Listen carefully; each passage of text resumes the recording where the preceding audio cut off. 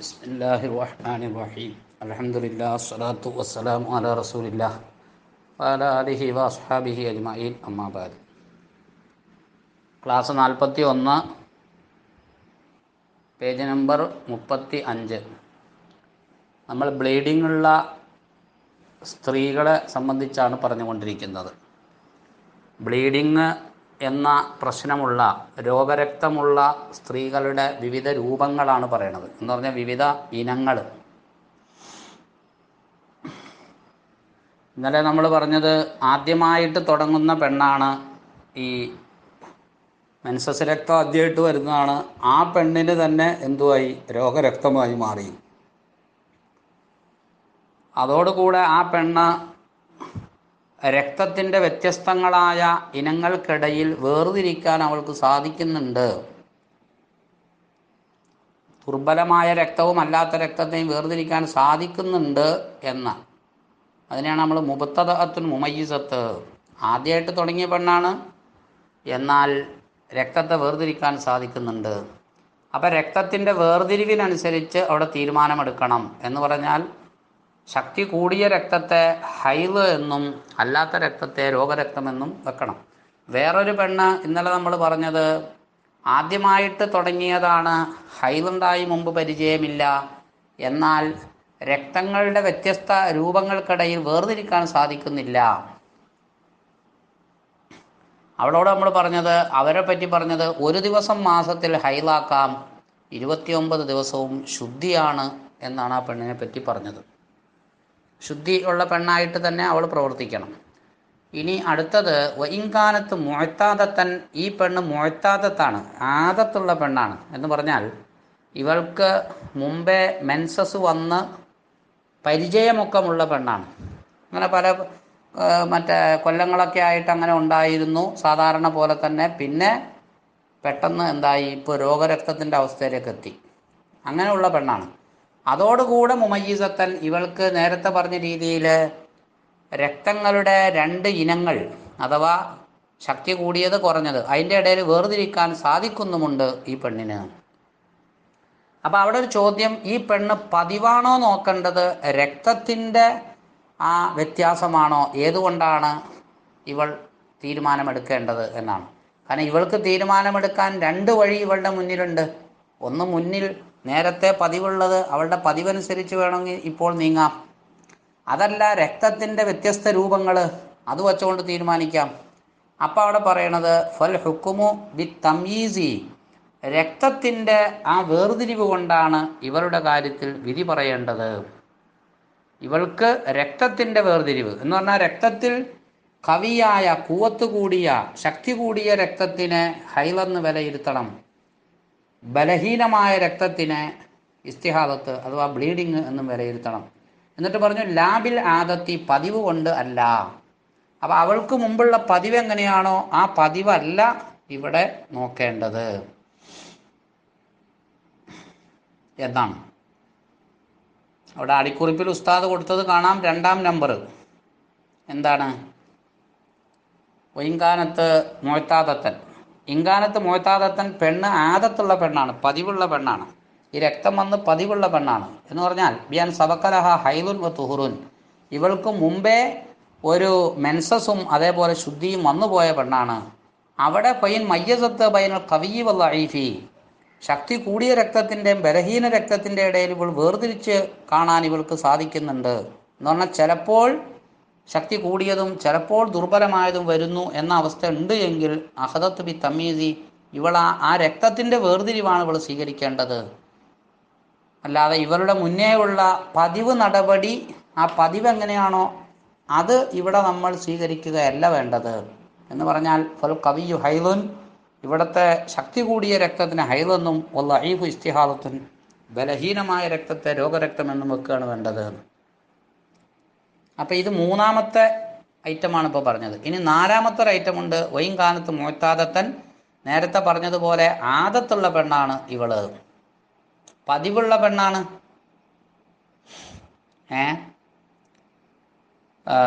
നേരത്തെ ഇതൊക്കെ വന്ന് പതിവുണ്ട്. ഗൈറ മുമയ്യിസത്തിൻ, എന്നാൽ രക്തത്തെ വേർതിരിക്കാൻ അവൾക്ക് സാധിക്കുന്നില്ല. രക്തം അങ്ങനെ ചില സമയത്ത് ശക്തി കൂടിയത്, ചിലപ്പോൾ ശക്തി കുറഞ്ഞത്, അങ്ങനെയൊന്നും മനസ്സിലാക്കാൻ അവൾക്ക് സാധിക്കുന്നില്ല. എന്നാൽ മുമ്പേ ഈ രക്തം വന്ന് പരിചയമുള്ള പതിവുള്ള പെണ്ണാണ്. അപ്പോൾ നമ്മളെ സംബന്ധിച്ചിടത്തോളം ഇവളുടെ അവസ്ഥയിൽ രണ്ടിൽ ഒരു കാര്യമാണ് ഇവൾക്ക് സ്വീകരിക്കാൻ, ഇവൾക്കൊരു മാർഗമായി അവലംബിക്കാനുള്ളത്. അത് ഇവളുടെ മുന്നേ ഉള്ള പതിവ്. ആ പതിവ് പോലെ ഇപ്പം നീങ്ങിയാൽ പോരെ എന്നുള്ളതാണ്. അവിടെ മസല പറയണത് ഫൈൻ ദക്കറത്ത്, ഇവൾ ഓർക്കുന്നുണ്ടെങ്കിൽ ഹൈലഹ സാബിക്ക, അവളുടെ മുമ്പുള്ള ഹൈലിനെ അവൾ ഓർക്കുന്നുണ്ട്, അവൾക്ക് മുമ്പ് വരാറുള്ള ഹൈലിനെ. എങ്ങനെ? ഖദറൻ വക്കത്തൻ, അളവാലും സമയത്താലും ഓർക്കുന്നുണ്ട്. എന്ന് പറഞ്ഞാൽ എത്ര ദിവസം അത് ഉണ്ടാവാറുണ്ട്, അത് മാസത്തിൻ്റെ ഏത് ഡേറ്റിലാണ് ഉണ്ടാവാറ് എന്നവൾക്ക് ഓർമ്മയുണ്ട് എങ്കിൽ അഹദത്ത്, അവൾക്ക് പിടിക്കാം, ബി ആദത്തിഹ, അവളുടെ ആദത്തിനെ പിടിക്കാം. എന്ന് പറഞ്ഞാൽ നേരത്തെ പറഞ്ഞ ഈ പതിവ് വളരെ കറക്റ്റാണല്ലോ ഇവളുടെ കാര്യത്തിൽ. എന്ന് പറഞ്ഞാൽ അവൾക്കറിയാം മാസത്തിൽ 5 ദിവസമാണ് മുമ്പ് ഹൈദുണ്ടായിരുന്നത് എന്ന് ഇവൾക്കറിയാം. മാത്രമല്ല ഇവൾക്ക് അതിൻ്റെ സമയവും അറിയാം, മാസത്തിൽ ഇന്ന ഡേറ്റിനാണ് അതുണ്ടായിരുന്നത്.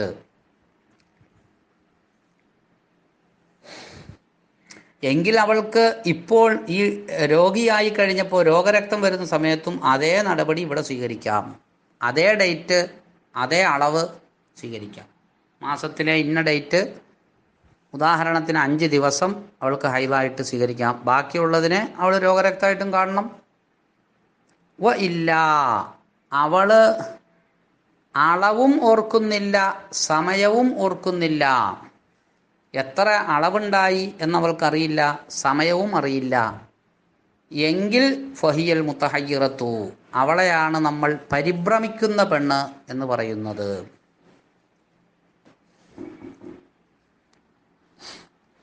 മുമ്പുള്ള അവൾക്ക് ഹൈല് മുമ്പുണ്ടായിട്ടുണ്ട്, അത് ശരിയാണ്. പക്ഷെ അതിൻ്റെ അളവും സമയവും ഇവൾ ഓർക്കുന്നു എന്ന് പറയാൻ പറ്റുന്നില്ല ഇവളെ പറ്റിയിട്ട്. അവളെ നമ്മൾ പരിഭ്രമിച്ച പെണ്ണ് എന്നാണ് അവളെ പറ്റി പറയുക. അവളുടെ വിശദീകരണമാണ് ഇനി പറയുന്നത്. വൽ മുത്തഹയ്യിറത്തു, ഇപ്പോൾ ഈ പറഞ്ഞ പരിഭ്രമിച്ച പെണ്ണ്, ഇൻ നസിയത്ത്, അവൾ മറന്നുപോയാൽ, ഹൈലഹ സാബിക്ക, അവളുടെ മുമ്പേ ഉള്ള ഹൈലിനെ പറ്റി അവൾ മറന്നുപോയി. എങ്ങനെ? ഖദറംവ വക്കത്തൻ ജമീഅൻ, അളവും മറന്നുപോയി, സമയവും മറന്നുപോയി. എത്ര ദിവസമുണ്ടായിരുന്നു എന്ന അളവ് ഓർമ്മയില്ല, ഏതായിരുന്നു മാസത്തിലെ ഡേറ്റ് അത് ഓർമ്മയില്ല, ജമീഅൻ എല്ലാം മറന്നു. എങ്കിൽ ഫഹിയ, അവൾ കഹായിലിൻ, ഹൈലുകാരിയെപ്പോലെ അവൾ നീങ്ങേണ്ടതാണ്. ഫി കുല്ലിൽ അഹ്കാമി, എല്ലാ വിധികളിലും ഈ പെണ്ണ് ഹൈലുകാരിയെപ്പോലെ നീങ്ങണം. ഇല്ലാ ഫി ത്വലാഖിൻ, ത്വലാഖിൻ്റെ വിഷയത്തിൽ ഒഴികെ, വ ഇബാദത്തിൻ തഫ്തഖിറുലി നിയ്യത്തിൻ, നിയ്യത്തിലേക്ക് ആവശ്യമുള്ള ഇബാദത്തിലും ഒഴികെ. അപ്പം ഈ പെണ്ണ് ഒരു ശുദ്ധിയുള്ള പെണ്ണിനെ പോലെ നിൽക്കേണ്ടത് ത്വലാഖിൻ്റെ വിഷയം എന്ന് പറഞ്ഞാൽ, ഭർത്താവിന് ത്വലാഖ് ചെല്ലണമെങ്കിൽ ഈ പെണ്ണിനെ ത്വലാഖ് ചെല്ലാം. കാരണം ത്വലാഖിൻ്റെ വിഷയത്തിൽ ഇവളൊരു ശുദ്ധിയെപ്പോലെയാണ് ഇവിടെ നമ്മൾ കാണേണ്ടത്. അതേപോലെ നീയത്ത് ആവശ്യമുള്ള ഇബാദത്തുകൾ, അഥവാ നിസ്കാരം കാര്യങ്ങളൊക്കെ ഉണ്ടല്ലോ, അത് നീയത്ത് ആവശ്യമുള്ള ഇബാദത്താണ്. ആ വിഷയത്തിലൊക്കെ ഇവളൊരു ശുദ്ധിയുള്ള പെണ്ണിനെ പോലെയാണ് നമ്മൾ കാണേണ്ടത് ഈ പെണ്ണിനെ. എന്ന് പറഞ്ഞാൽ നിസ്കരിക്കണം എന്നാണ് ആ പറഞ്ഞത്. അവിടെ അടിയിൽ 4-ാം നമ്പർ നോക്കിയാൽ കാണാം, ഫഹിയ, ഈ പെണ്ണൊക്കെ ഹൈദുകാരിയെ പോലെയാണ് ഈ പെണ്ണിനെ കണക്കാക്കേണ്ടത്. ഫി ഹംസത്തിൻ, 5 വിഷയങ്ങളിൽ. ഏതൊക്കെയാണ് 5 വിഷയങ്ങളിൽ? മുബാശറത്തിൻ, ഭർത്താവുമായി ഇണങ്ങിച്ചേരലും, ഖിറാത്തിൽ ഖുർആനി ഫീ ഗൈരി സ്വലാത്തി, നിസ്കാരമല്ലാത്ത സാധാരണ ഘട്ടങ്ങളിലുള്ള ഖുർആൻ പാരായണം, മസ്സിൽ മുസ്ഹഫി, മുസ്ഹഫ് തൊടൽ. അപ്പോൾ എത്രയായി? 3ആയി. വൽ മുക്സിഫിൽ മസ്ജിദി, പള്ളിയിൽ താമസിക്കൽ, ഫീ ഗൈരി ഇബാദത്തിൻ മുത്തവക്കിഫത്തിൻ അലൈഹി, പള്ളി നിർബന്ധമുള്ളത് അല്ലാത്ത, പള്ളി നിർബന്ധമുള്ള ഇബാദത്ത് എന്ന് പറഞ്ഞാൽ എത്തിക്കാഫ്. ആ എത്തിക്കാഫ് അല്ലാത്ത വിഷയത്തിൽ പള്ളിയിൽ താമസിക്കുക, ഈ വിഷയത്തിൽ എന്താണ് എന്നീ കാര്യങ്ങളിലൊക്കെ, ഒന്ന് മുബാശറത്ത് ഇണങ്ങിച്ചേരൽ, ഖുർആനോദൽ, മുസഹഫ് തൊടൽ, പള്ളി താമസിക്കൽ, ഉബൂറുഹു, പള്ളിയിലൂടെ വിട്ടുകടന്നു പോകൽ, ഈ പറഞ്ഞ വിഷയങ്ങളിലൊക്കെ ഈ പെണ്ണ് ഒരു ഹൈലുകാരിയെ പോലെയാണ് നീങ്ങേണ്ടത് എന്ന് പറഞ്ഞാൽ അതൊന്നും ഈ പെണ്ണ് ചെയ്യാൻ പാടില്ല. എന്നാൽ വക്കത്താഹിരിൻ ശുദ്ധിയുള്ള ആളെ പോലെയാണ് ഈ പെണ്ണ് നീങ്ങേണ്ടത് ഫി സിത്തത്തിന് 6 കാര്യങ്ങളിൽ. അതായത് ഏതൊക്കെയാണ്? അസ്വലാത്തി 1 നിസ്കാരം, പിന്നെ 1 തവാഫ്, 1 ഏത്തിക്കാഫ്, പിന്നെ 1 നോമ്പ്, പിന്നെ 1 ത്വലാക്ക്, പിന്നെ 1 കുടി. എന്ന് പറഞ്ഞാൽ ഇതിൻ്റെ അകത്ത് മേലെ നമ്മൾ കിതാബിൽ എന്താ പറഞ്ഞത്? ത്വലാക്കും നീയത്ത് ആവശ്യമുള്ള ഇബാദത്തും എന്നാണ് പറഞ്ഞത്. അപ്പോൾ ഇതിൽ പറഞ്ഞിരിക്കുന്നത് എത്രയാണ്? 6. അതിൽ 1 ത്വലാക്കാണ്. പിന്നെ വേറൊന്ന് ഏതാ? നിസ്കാരം, തവാഫ്, ഏത്തിക്കാഫ്, നോമ്പ്, കുളി. ഈ 5 നീയത്ത് ആവശ്യമുള്ള ഇബാദത്താണ്. മേലെ നമ്മൾ കിതാബിൽ അങ്ങനെയല്ലേ വായിച്ചത്. അപ്പോൾ 6 കാര്യമായി. 5 കാര്യം ഇബാദത്തും 1 ത്വലാക്കും. അപ്പോൾ 6 കാര്യം. ഇതിൽ ഈ പെണ്ണ് ശുദ്ധിയുള്ള പെണ്ണിനെ പോലെയാണ് നീങ്ങേണ്ടത് എന്ന് പറഞ്ഞതിൻ്റെ താല്പര്യം, ഈ പെണ്ണ് നിസ്കരിക്കാം, ഈ പെണ്ണിനെ തവാഫ് ചെയ്യാം, ഏത്തിക്കാഫ് പറ്റും. ഏത്തിക്കാഫ് പറ്റും എന്ന് പറഞ്ഞാൽ പള്ളി, ഇവൾക്ക് വീട്ടിൻ്റെ ഉള്ളിൽ ഒരു പള്ളിയുണ്ട് എന്ന് വെച്ചോളൂ. അങ്ങനെ വീടിൻ്റെ ഉള്ളിൽ പള്ളിയായി തന്നെ പൂർണ്ണമായിട്ടും പള്ളി തന്നെ ആക്കി വെക്കുകയാണ്. അങ്ങനെ വേണമെങ്കിൽ പെണ്ണ് ഏത്തിക്കാഫിരിക്കാറോ എൻ്റെ അകത്ത്. അങ്ങനെ പബ്ലിക് പള്ളികളിൽ ഏത്തിക്കാഫിന് അങ്ങനെ പോകുന്ന ശൈലിയൊന്നും ഇല്ലല്ലോ നമുക്ക്. പിന്നെ വേറൊന്ന് ഇബാദത്താണ് നോമ്പ്, പിന്നെ ത്വലാക്ക്, പിന്നെ കുളി. ഈ വിഷയങ്ങളിലെല്ലാം ഇവളൊരു ശുദ്ധിയുള്ള പെണ്ണിനെ പോലെ നീങ്ങേണ്ടതാണ്. എന്ന് പറഞ്ഞാൽ കുളിക്കണം, നോമ്പെടുക്കണം, തവാഫ് ചെയ്യാം, ഏത്തിക്കാഫ് വേണമെങ്കിൽ അതിൻ്റെ രീതിയിൽ പറ്റും, നിസ്കാരം പറ്റും, ഒക്കെ പറ്റും. അപ്പോൾ അതിനെ വിശദീകരിക്കുകയാണ്. അപ്പോൾ തുസല്ലി, അവൾ നിസ്കരിക്കണം, ഓ തഹത്തസിലു, അവൾ കുളിക്കുകയും വേണം, ലി കുല്ലി ഫർദിൻ, എല്ലാ ഫർദ് നിസ്കാരത്തിന് വേണ്ടിയും ഈ പെണ്ണ് കുളിക്കുകയും നിസ്കരിക്കുകയും വേണം.